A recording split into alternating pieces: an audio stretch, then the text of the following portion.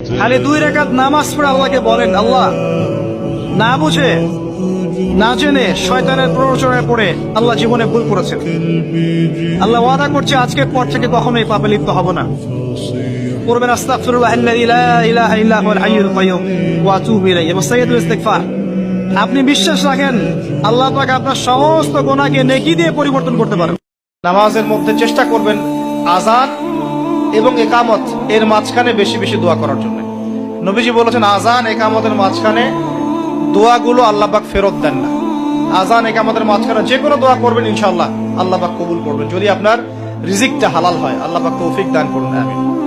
হতাশ হও না, মন থেকে ভিতর থেকে আল্লাহকে ডাকো, মন থেকে আল্লাহকে ডেকে একটা বার আল্লাহ দিকে ফিরে এসে দেখো, ইনশাআল্লাহ তাআলা দেখবা এখানে যে শান্তি আছে সারা দুনিয়ার কোথাও সে শান্তি পাবা না।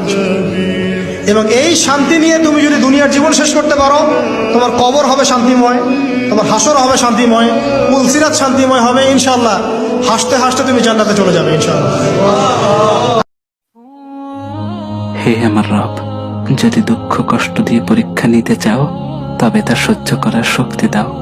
আমাকে এমন হৃদয় দান করো যে হৃদয় তোমার সিদ্ধান্তে সন্তুষ্ট থাকতে পারে, অভিযোগ না জানিয়ে কৃতজ্ঞতা প্রকাশ করতে পারে। হৃদয়ে ভেঙে গেলে তা জোড়া লাগানোর শক্তি দিও। যারা দূরে চলে গেছে তাদের স্মৃতি সহ্য করার ক্ষমতা দিও। যারা আঘাত দিয়েছে, বিশ্বাস ভেঙেছে, আমি তাদের সাথে এমনটি করতে চাই না।